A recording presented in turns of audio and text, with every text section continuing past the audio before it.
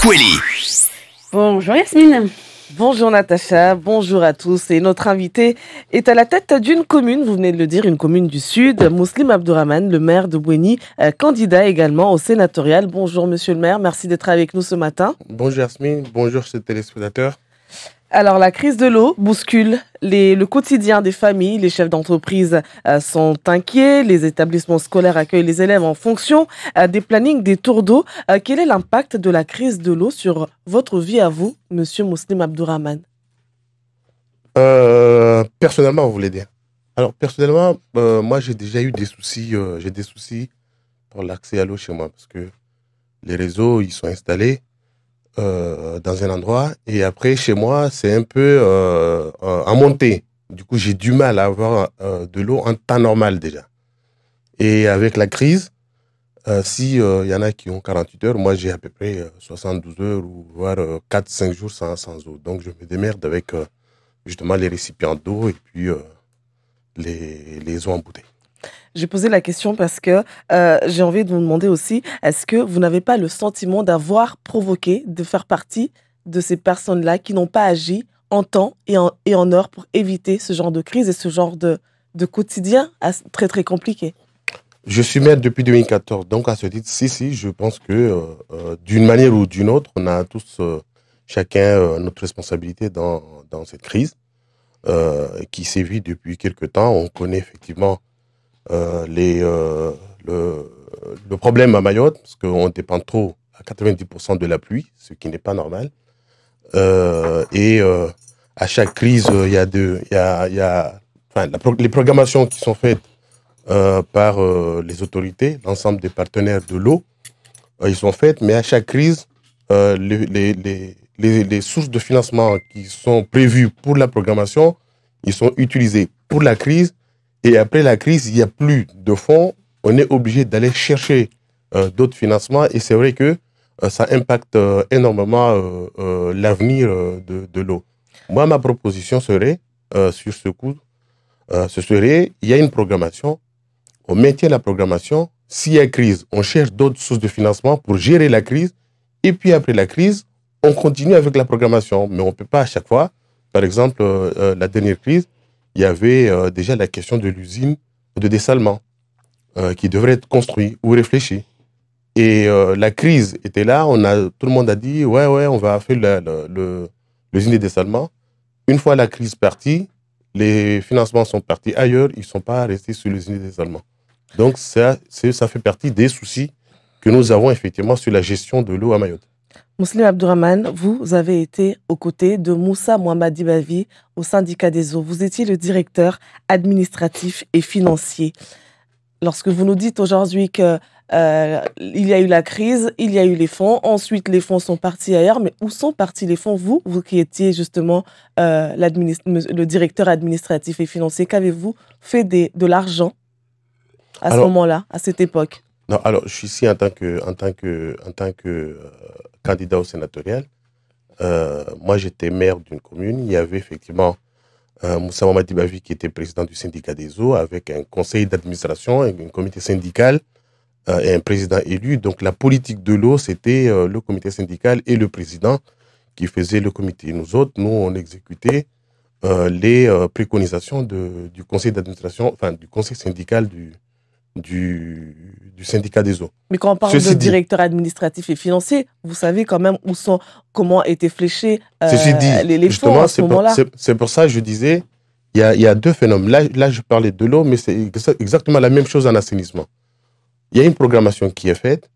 La programmation est faite, il survient une crise, on gère la crise, et puis après, l'argent est rentré dans la crise, et puis on oublie la programmation. Malheureusement, la crise suivante, on est obligé de revenir avec d'autres financements sur la gestion de l'autre crise. Un autre exemple, c'est sur l'assainissement, par exemple. Sur l'assainissement, il y a une directive européenne qui exige à ce qu'on assainisse d'abord les villes de plus de 10 000 habitants. À Mayotte, les villes de 10 000 habitants, il y en a 4-5, mais techniquement, on n'arrive pas à assainir les villes de 10 000 habitants. Du coup, les fonds sont là, mais on ne peut pas les mettre ailleurs, notamment dans les petites villes, qui sont prêts à assainir le village. Par exemple, il Il y a une station d'épuration qu'on pourrait faire à Bouéni. Il y a une station d'épuration qu'on pourrait faire à Hanyonrou. La priorité de la directive européenne, c'est dans les 10 000 habitants. Du coup, l'argent n'est pas mis là-bas. Et à force, la programmation est finie, l'argent n'a pas été utilisé. La Cour régionale des comptes nous dit que il y a eu comment on va dire ça, un fonctionnement en tout cas, on parle d'une direction qui a très très mal fonctionné, qui a mal fléché l'argent, qui a mal utilisé l'argent. L'argent est parti dans des voyages, dans l'achat de véhicules, dans des formations dont les agents n'ont jamais pu réellement bénéficier. D'ailleurs, il y a eu des signalements, dont un courrier anonyme d'un agent des eaux de Mayotte datant de 2019. Une enquête est ouverte. À ce moment-là, on se souvient de la perquisition dans les locaux de l'institution, de la garde à vue de l'ancien président Moussa Mohamadi Bavi. On retrouve plusieurs chefs d'inculpation, le favoritisme, le détournement de fonds publics, la corruption active et passive. Et à ce jour, 17 personnes sont visées par l'enquête. Est-ce que vous faites partie de ces 17 personnes visées par cette enquête qui est menée par le parquet financier depuis Paris, en tout cas? Oui, je fais partie. Vous faites partie de ces 17 personnes. Et qu'est-ce qu'on vous reproche, vous? Ah non, on est dans le secret de l'enquête. Vous avez le dossier. On est en contradictoire jusqu'au 30 septembre. Je pense qu'il faut laisser l'enquête se faire et puis après, il y aura le temps de la publicité de ce qui se passe et puis on aura l'occasion de partager un peu ce qui s'est passé après. Donc aujourd'hui, vous dites quoi aux Mahorais alors? Est-ce que vous dites que vous avez peut-être manqué vous auriez dû faire mieux? Non, mais c'est ce que j'ai dit tout à l'heure. J'ai dit d'une manière ou d'une autre, tout le monde, on est tous en responsabilité, on est tous impactés par l'eau.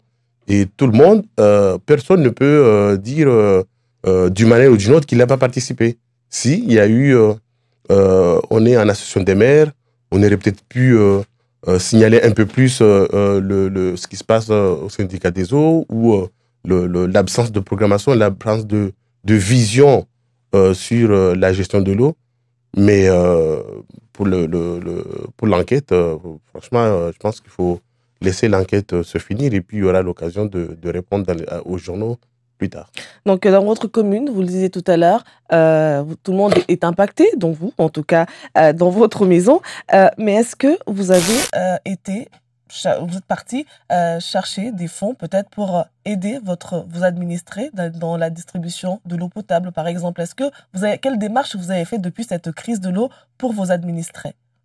Pour mes administrés, la compétence eau potable relève du département, des intercos et du syndicat des eaux. Moi, je suis incompétent pour aller chercher des financements dans le domaine de l'eau. Ceci dit, j'ai quelques idées à proposer parce qu'on est une petite île et je pense qu'il faut qu'on tienne compte du fait que notre île est petite et qu'on essaie de faire avec ce qu'on a. On est un territoire précis. Vous êtes incompétent pour aller chercher des fonds pour avoir... Non, incompétent, ça veut dire j'ai pas la compétence. La compétence, j'ai bien compris. Juridique d'avoir des sous pour l'eau. Parce que vous pouvez quand même faire une démarche, demander de l'aide à l'État pour que vous ayez peut-être des bouteilles d'eau à distribuer gratuitement. C'est des choses qui se font. Ce n'est pas du tout une action inédite. Non, mais ça, on l'a fait. On a par exemple, pour installer les cuves dans les écoles, ça, on a demandé de l'aide. Donc aujourd'hui, les écoles de Bouéni fonctionnent normalement? J'ai une école où il y a quelques soucis de temps en temps, mais on essaie de régler. Mais les écoles de Bouéni fonctionnent pour l'instant. Donc je disais, j'ai des propositions parce qu'il faut qu'on ait une île qui aille vers un peu plus d'autonomie, enfin, en tout cas qui soit résilient. Par exemple, en matière d'eau potable, on dépend trop, comme je l'ai dit, de la pluie. Il faudrait à un moment donné que l'eau potable, qu'on puisse l'utiliser uniquement à la consommation. C'est-à-dire, pour les BTP par exemple, il faudrait qu'on arrive à récupérer de l'eau de pluie et puis qu'on le mette à disposition du BTP. Les administrations, par exemple, qu'il y ait une obligation à ce qu'ils récupèrent l'eau potable et l'eau de pluie et qu'ils utilisent cette eau de pluie pour les toilettes en permanence, qu'on n'attende pas en période de crise pour utiliser l'eau potable comme on le fait actuellement. On va rester sur l'eau, monsieur Mouslim Abdourahmane, tant qu'on y est. On va parler de l'eau. Il y a beaucoup de choses. On est de l'eau, de la mer, parce que on sait que la mer grignote de plus en plus. Les côtes. D'ailleurs, plusieurs villages qui composent votre commune font face à cette montée des eaux. Vous, sénateur, que pouvez-vous proposer aux habitants de cette île par rapport à ce phénomène naturel? Moi, sénateur, je ne proposerai pas aux habitants, je proposais surtout au gouvernement qu'ils puissent se rendre compte, parce qu'en même temps, il y a le ministre de l'Intérieur qui était passé, il est venu jusqu'à Boni, il a vu que la montée des eaux, effectivement, elle était énorme, et qu'en même temps, la population construisait de plus en plus vers la mer. D'abord, demander à la population de ne pas gratter vers la mer, parce que ça reste dangereux.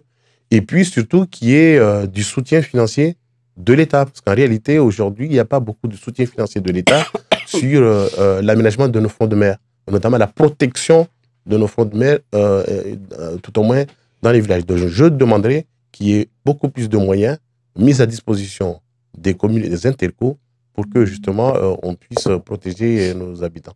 Parce qu'on a l'impression quand même que c'est un phénomène naturel assez grave et les habitants se démerdent par eux-mêmes pour pouvoir protéger leurs habitations. Est-ce que c'est un sujet, pour vous, le réchauffement climatique, est-ce que c'est un sujet qui vous préoccupe?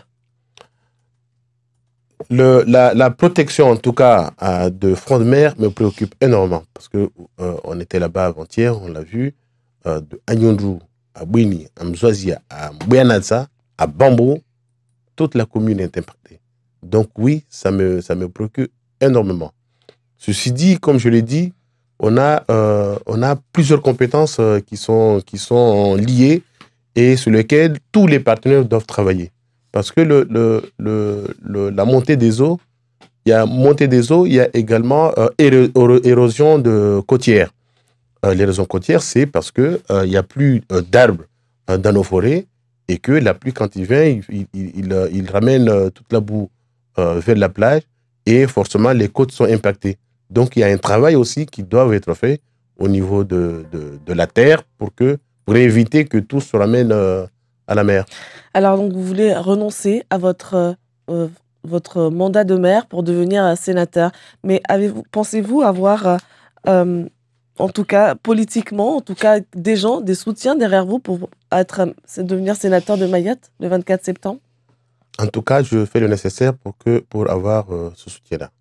Et si j'ai demandé à être sénateur, justement parce que je vis au quotidien les difficultés des maires de pouvoir mener un projet, et notamment les difficultés financières. C'est énorme d'avoir un projet de 10 millions d'euros et de chercher partout les partenaires et de ne pas pouvoir avoir un partenaire pour financer nos projets. Est-ce que ça veut dire que les parlementaires, parce que vous êtes à votre deuxième mandat à la commune de Bouini, les parlementaires qu'on a jusqu'à maintenant ne se sont jamais vraiment préoccupés des collectivités parce que normalement c'est l'une de leurs missions premières? Ça veut dire qu'il faut qu'on fasse mieux. Parce que, je l'ai dit, dans l'éducation nationale, par exemple, dans la partie scolaire, aujourd'hui, on nous demande de faire de l'activité périscolaire. Ça coûte énormément cher. On nous demande de faire de la restauration collective. Ça coûte énormément cher. Et là, encore, il n'y a pas de soutien financier. Les communes de Mayotte sont des communes très pauvres. On n'a pas d'autonomie financière.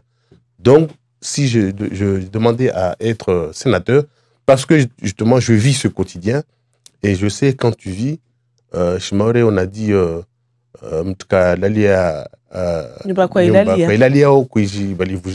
Merci beaucoup, Mouslim Abdourahmane, d'avoir été l'invité de Zakweli. Merci. Merci.